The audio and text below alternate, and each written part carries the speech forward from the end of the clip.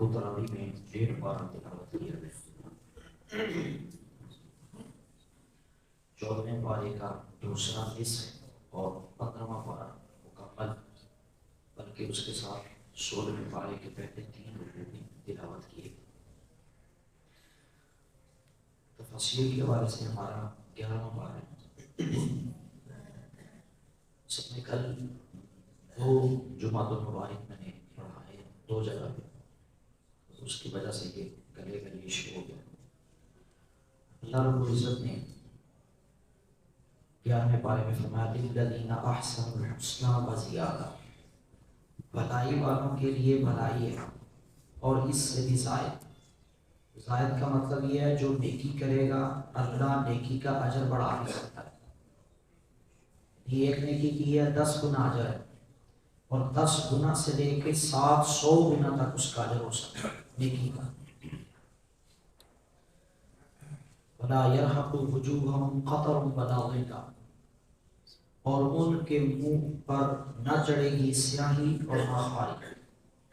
کن کے جنہوں نے نیکی کی ہے، قیامت کے دن ان کو عزت سے نوازا جائے گا۔ اولئک اصحاب الجنہ، وہی جنت والے ہیں، ہم فیہا خالدون، وہ اس میں ہمیشہ رہیں گے۔ والذین کسبوا السیئات، اور جنہوں نے برائیاں کمائیں، جزاء السیئۃ مثلھا، تو برائی کا بدلہ اسی جیسا، یعنی نیکی میں اجر بڑھ جائے گا، برائی کے اندر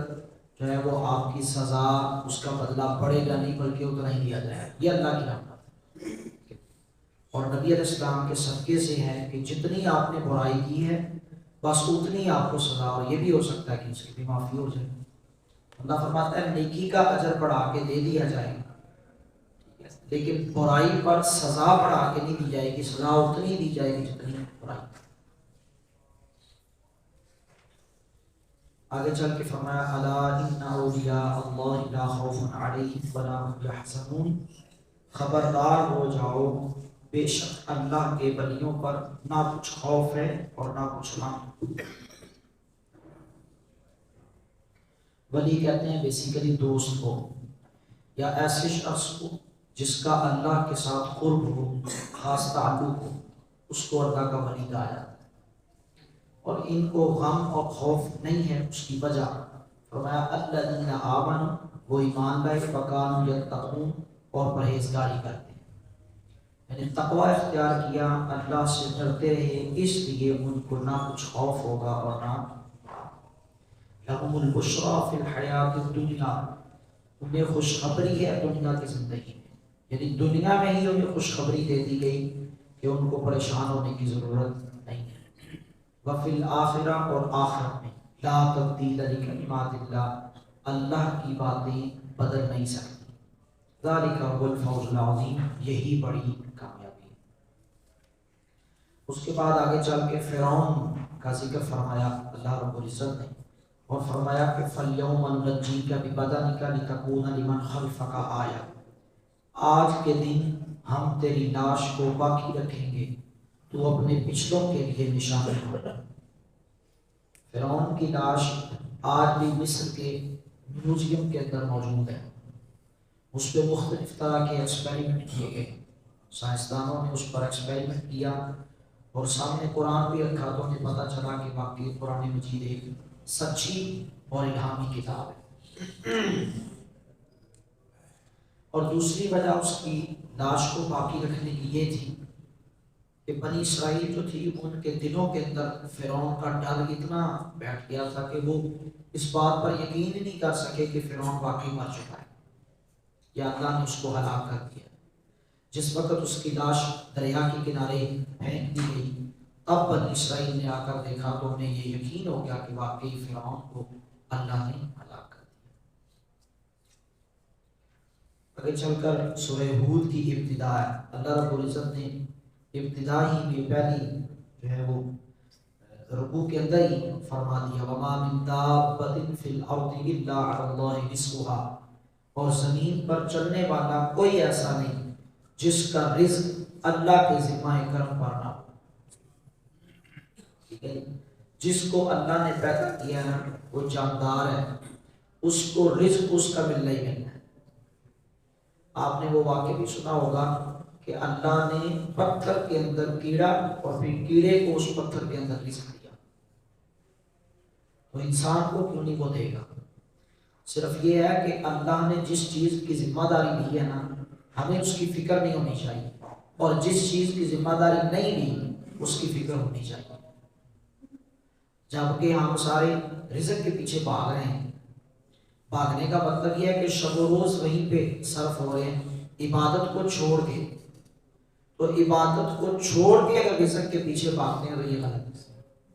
ایسے تو رزق حلال کمانا عبادت ہے، یہ نہیں کہ بندہ گاڑی بیٹھ جائے اور کہے کہ اب رزق تو اللہ نے دینے لگا میں کچھ بھی نہ کروں، ایسا نہیں ہے۔ کوشش انسان نے کرنی،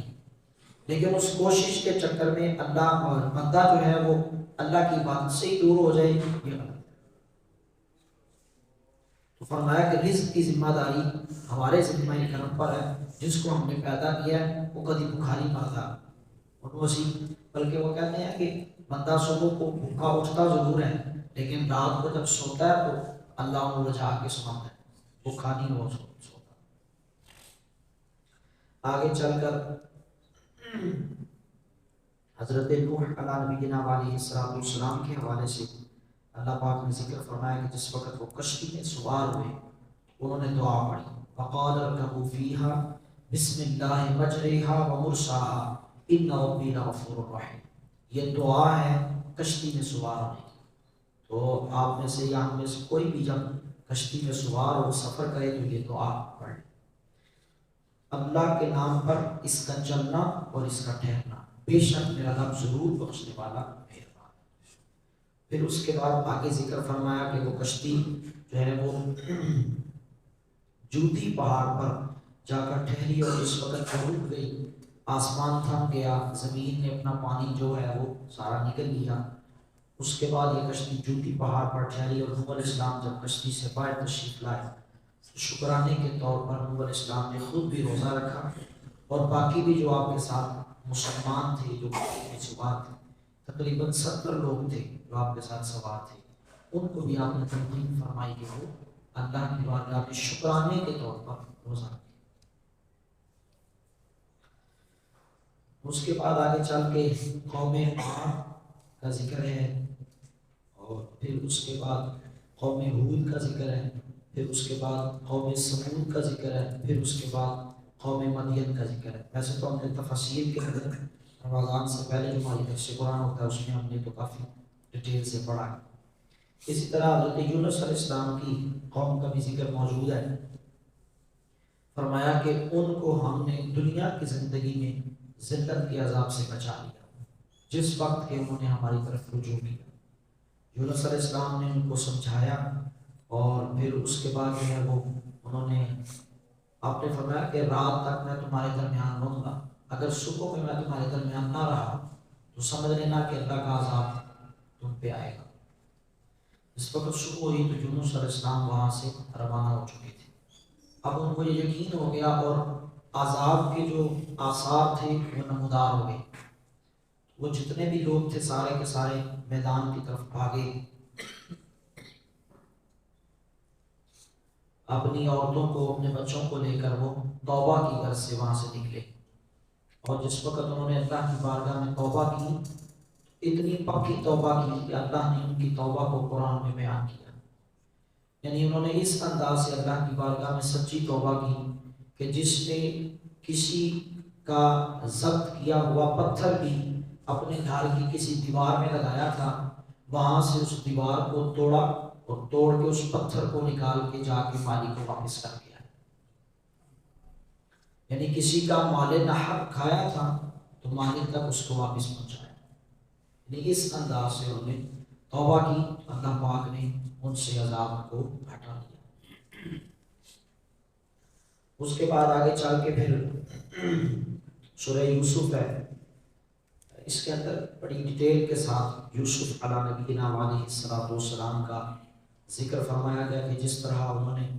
خواب دیکھا کہ اے میرے باپ میں نے 11 تارے سورج اور چاند کو دیکھا ہے، رأیتہم لی ساجدین کہ وہ مجھے سجدہ کر رہے، یہ خواب بیان کیا والد صاحب۔ انہوں نے بتایا کہ یہ خواب اپنے بھائیوں کو بیان نہ کرنا، اور اس میں یہ بھی ایک تلقین کی گئی ہے کوئی ایسی بات جو حکمت والی ہو اسے چھپایا جا سکتا ہے، یا ایسی بات جس سے شر کا فتنے کا اندیشہ ہو اسے مخفی رکھا جا سکتا ہے، یا مسلمانوں کا آپس میں لڑنا یہ ہو جائے معاملہ اگر فرض کریں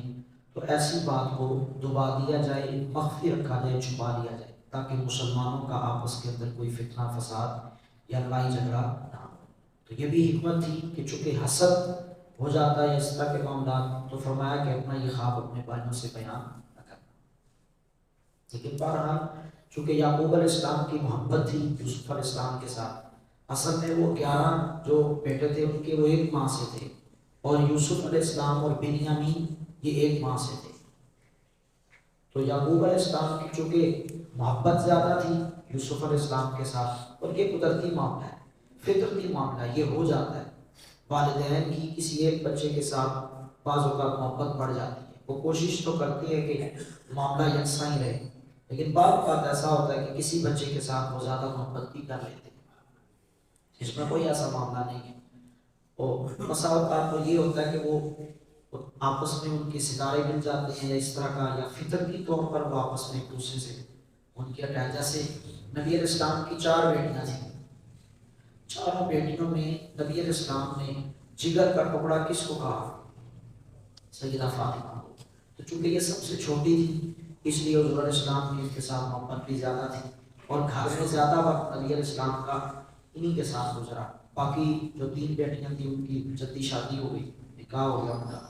تو چونکہ سیدہ فاطمہ گھر پہ رہتی تھی زیادہ وقت ان کا نبی علیہ السلام کے ساتھ گزرا، پھر مصیبت میں پریشانی میں سیدہ فاطمہ نے زیادہ ساتھ دیا نبی علیہ السلام کا، جس وقت کفار و مشرکین نے ظلم کیا اور حضور علیہ السلام سجدے میں جاتے اور اوپر وہ اونٹ کی جو کیا اس کو کہتے ہیں اوجری وہ لا کر رکھ دیتے، تو سیدہ فاطمہ خود آ کر اسے اٹھاتی، حضور علیہ السلام کے کپڑوں کو صاف کرتی، حضور علیہ السلام کو جو ہے وہ تسکین قلبی کے حوالے سے گفتگو کرتی، تو اور پھر ایک دفعہ ایسا بھی ہوا کہ نبی علیہ السلام نے ان کے لیے بد دعا نہیں کی، تو سیدہ فاطمہ نے کہا کہ چونکہ یہ نبی علیہ السلام کے ساتھ اس طرح کا معاملہ کرتے ہیں تو یا اللہ ان کو نیست و نابود فرما۔ برحال تو یہ ہے کہ چونکہ ان کا تعلق نبی علیہ السلام کے ساتھ زیادہ تھا، اس لیے حضور نے فرمایا کہ فاطمہ میرے جگر کا ٹکڑا۔ اسی طرح یہاں بھی یعقوب علیہ السلام کی چونکہ محبت یوسف علیہ السلام کے ساتھ زیادہ تھی، جس کی وجہ سے باقی جو بھائی تھے وہ حسد کرتے تھے، اور اسی سے متعلق پھر انہوں نے یہ معاملہ کیا کہ وہ انہوں نے از خود سازش کی، بیسیکلی ان کی سازش یہی تھی کہ یوسف علیہ السلام کو معاذ اللہ شہید کر دیا جائے، وہ کنویں میں پھینکنے والا معاملہ بعد میں ہوا، پہلے ان کا مقصد تھا کہ انہیں قتل شہید کر دیا جائے یوسف علیہ السلام، لیکن ان میں ایک بھائی ایسا تھا اس نے کہا نہیں اتنا نہیں کرنا، ہمیں صرف یہ کرنا ہے کہ ہم ان کو کنویں میں پھینک دیں گے، کچھ دن تک یہ وہیں رہیں گے، آگے پھر جو بھی معاملہ ہوگا زندہ رہے تو ٹھیک ہے، نہیں تو اور ہم نے جو بہانہ کرنا ہے وہ تو کرنا ہی ہے۔ خیر جس وقت وہ رات کو آئے پھر انہوں نے کہا جی وہ ہم دوڑ لگا رہے تھے تو اس دوڑ کے اندر بھیڑیا جو ہے وہ یوسف علیہ السلام کو کھا گیا، اور اس طرح کر کے پھر وہ کرتا لے کر آئے جس پر خون لگا ہوا تھا، وہ سارا واقعہ یہاں پر موجود ہے، اور اس کے اندر ایک نہیں ہزاروں ایسی چیزیں ہیں جو ہماری زندگی کے لیے، ہمارے زندگی گزارنے سے ریلیٹڈ ایسی چیزیں ہیں جو ہمیں کام آ سکتی ہیں۔ بیسیکلی قرآن مجید کے اندر جس وقت کسی قصے کو ذکر کیا جاتا ہے اللہ رب العزت کسی واقعے کے حوالے سے، اس کے اندر ہمارے لیے نصیحت ہوتی ہے، ایک نہیں کئی طرح کی نصیحتیں ہوتی ہیں، لہٰذا اس لیے اس واقعے کو بیان کیا جاتا ہے۔ اور آپ یہ سارا پھر اسی سے ریلیٹڈ ہے، آپ اس کو پڑھ لیجئے گا، 13ویں سپارے کی ابتدا تک یہ صورت جو ہے وہ موجود ہے۔ پھر اللہ رب العزت نے یوسف علیہ السلام کو عزیز مصر کا عہدہ بھی دیا، حالانکہ جب مصر میں داخل ہوئے تو ایسے غلام تھے، اور ایک دن وہ اسی جگہ پر پہنچے جہاں ایک وقت پہ وہ غلام بن کر بیٹھے ہوئے تھے اور لوگ ان کی قیمت لگا رہے تھے، پھر اسی جگہ پہ وہ خود پہنچے اور آپ نے اس چیز کو یاد کیا، ایک وقت تھا کہ میں غلام بن کر مصر میں آیا اور آج اللہ نے مجھے عزیز مصر کے عہدے پہ فائز کیا۔ دوسرا یہ بھی ہے کہ اس وقت وہ قیدی بن گئے تھے بعد میں، اور بادشاہ نے خواب کی تعبیر کے حوالے سے بتایا، تو خواب کے حوالے سے بتایا، آپ نے اس کی تعبیر دی، پھر بادشاہ نے آپ کو بلایا، انہوں نے فرمایا نہیں میں ایسے نہیں آؤں گا، پہلے میں اپنی بے گناہی کو ثابت کروں گا کہ میں نے اتنا عرصہ میں زندان میں یعنی جیل خانے میں رہا ہوں، اس کی وجہ کیا تھی۔ بادشاہ نے پھر تحقیق کروائی، پتہ چلا کہ عورتوں کا اپنا ذاتی معاملہ، ذاتی فقر تھا، ٹھیک ہے، ذاتی طور پر وہ خود برائی کا ارادہ رکھتی تھی، اور یہ سارے معاملات تھے۔ تو یوسف علیہ السلام نے اگر جیل خانے کے اندر، قید خانے کے اندر جتنا بھی وقت گزارا وہ بے گناہ تھے۔ جس وقت یہ معاملہ ثابت ہو گیا تو پھر یہ وہاں سے نکلے اور بادشاہ کے پاس پہنچے، پھر وہ خواب کی تعبیر بتائی گئی، پھر وہ جب اسی کہنے ہیں نا بادشاہ پر فین ہو گیا یوسف علیہ السلام کا، اس نے کہا بھی کیا، پھر حل بھی بتایا، پھر جا کر یوسف علیہ السلام نے خود بادشاہ کو کہا کہ میں یہ چاہتا ہوں کہ وزارت، یہ جو زراعت کی وزارت ہے نا، محکمہ زراعت، جس طرح یہ کھانے پینے کے معاملات اور یہ ساری چیزیں، میں یہ چاہتا ہوں کہ یہ عہدہ مجھے دے دیا جائے، کیونکہ میں اس کو بہتر طریقے سے چلا سکتا ہوں۔ کیونکہ خواب کی تعبیر کے ساتھ ساتھ یوسف علیہ السلام نے حال بھی بتایا کہ 7 سالوں کے اندر ہم نے گندم کو کیسے محفوظ کرنا ہے، اس کے لیے کس طرح کے اسباب کرنے ہیں، یہ میں بہتر جانتا ہوں، اس لیے یہ پورا عہدہ ہی مجھے دے دیا جائے۔ تو پھر وہ بادشاہ نے پورا عہدہ ہی یوسف علیہ السلام کو دے دیا۔ لہٰذا یہ سیاست کا معاملہ آج کا نہیں گا، یہ آدم علیہ السلام سے لے کے نبی علیہ السلام تک یہ معاملہ رہا۔ اللہ چاہتا ہی نہیں ہے کسی ہمیں ویلے بندے کو سیاست دے دی جائے، اللہ چاہتا ہے کہ زمین پر اگر حکومت ہو تو وہ نبی کی ہو، بس نبی کے اشاروں پر دنیا چلے۔ نبی علیہ السلام نے اپنی زندگی میں سب سے پہلا تحریری آئین بنایا تھا، جو بعد میں یورپ کنٹریز کے اندر اور دیگر ممالک کے اندر بنا۔ سب سے پہلا آئین اور قانون تحریری شکل میں اگر کسی نے بنایا ہے تو وہ سرور کائنات صلی اللہ علیہ وسلم ہے۔ 54 اتفاق پر وہ مشتمل تھا، وزارت خارجہ، داخلہ، یہ ساری نبی علیہ السلام کے کنٹرول میں تھی۔ مدینے میں کون آ رہا ہے، کون جا رہا ہے، کتنے وقت کے لیے بدلتا ہے، کیا کر رہا ہے، وہ سارا نبی علیہ السلام کے علم میں تھا۔ یہ سیاست کا مسئلہ ہی نہیں سیے گا تو پھر انبیاء نے ضرورت ہی نہیں سی کہنے دی بھیا سانو عہدہ دیو، انہوں نے کی لگے وہ کلمے پڑھو جڑا کام کو کرنا ہے سر نہیں۔ نبی ہر شعبہ زندگی کے اندر لوگوں کی مدد بھی کرتا ہے، ہیلپ بھی کرتا ہے، اور ان کا لیڈر شمار ہوتا ہے۔ یہ نہیں ہے کہ میڈیکل فیلڈ کے اندر آپ کہیں کہ نہیں اتنے وہ کچھ نہیں کر سکتا، اور جہاں کام کرنے کی باری ہے وہاں وہ کہہ نہیں ہے میرے کو نہیں ہونا، میں تو کلمہ پڑھاؤں ہے، میرے کو فلانی چیز نہیں چکی جاتی، اس طرح نہیں ہوتا۔ آپ دیکھیں کہ موسیٰ علیہ السلام جب مصر سے مدین کی طرف آئے نا تو شعیب علیہ السلام کی جو بچیاں تھیں، لڑکیاں تھیں، وہ پانی پلانے کے لیے آئیں بکریوں کو، اور وہاں وہ چشمے کے پاس ایک پتھر تھا جسے ایک وقت میں 40 لوگ اکٹھے اٹھا کے سائڈ پہ کرتے تھے۔ موسیٰ علیہ السلام جس وقت وہاں پہ آئے تو کوئی بھی نہیں تھا، اب وہ بچیاں انتظار میں کھڑی ہیں کہ اب پتھر کو کوئی چک لوے جیسے پانی پہ آ گئی۔ موسیٰ علیہ السلام نے دیکھا تو وہ اکیلے ہی پتھر اٹھا کے سائڈ پہ رکھ دیا۔ نبی کی ایک بازو کے اندر، پورے جسم میں نہیں، صرف ایک بازو کے اندر اللہ نے 1000 مردوں جتنی طاقت رکھی ہے، ایک بازو کے اندر۔ تو وہ 40 لوگ مل کے اس کو اٹھاتے تھے، موسیٰ علیہ السلام نے اکیلے نے اس کو اٹھایا اور سائڈ پہ رکھ دیا، پانی پلایا، بکری کو جلدی چلی گئی۔ تو پھر شعیب علیہ السلام نے پوچھا کہ کیا وجہ کہ تم جلدی آ گئی؟ پھر وہ موسیٰ علیہ السلام کا تعارف انہوں نے دیا، پھر شعیب علیہ السلام نے ان کو بلا لیا، وہی پھر وہ ان کا نکاح کا معاملہ ہوا۔ یہ ہے کہ نبی ہر شعبہ زندگی کے اندر جو ہے وہ اپنا کردار حسب طریقے سے ادا کرتا ہے، جس انداز سے بھی ہو۔ ذرائع ابلاغ کا معاملہ تھا نا، وہ خبر مدینے کے اندر ایک چلی، سورہ یاسین کے اندر اس کا ذکر ہے، تو صحابہ کرام نے اس خبر کو پھیلا دیا۔ اللہ رب العزت نے فوراً قرآن مجید کی آیت نازل فرمائی اور فرمایا کہ تمہیں کسی قسم کی بھی کوئی خبر پہنچے نا تو تمہارے پاس نبی علیہ السلام کی ذات موجود ہے، تمہیں چاہیے کہ سب سے پہلے ان کو بتائیں۔ آیا یہ خبر عام لوگوں کے اندر پھیلانے والی ہے، بتانے والی ہے یا نہیں ہے؟ اگر تو وہ بتانے والی ہے تو اس کی اجازت حضور علیہ السلام دے دیں، اگر نہیں ہے تو پھر اس پر خاموشی اختیار۔ اور نبی علیہ السلام بہتر جانتے ہیں کہ کون سی خبر جو ہے وہ حقیقت پر اور سچائی پر ہوگی. گل کوئی ہوئی نہ ہوئے جھوٹی گل کا میدان ہوئے لوگوں کے اندر تو انتشار پھیل گیا نا, مسلمانوں کے اندر تو بد نظری پھیل جائے گی.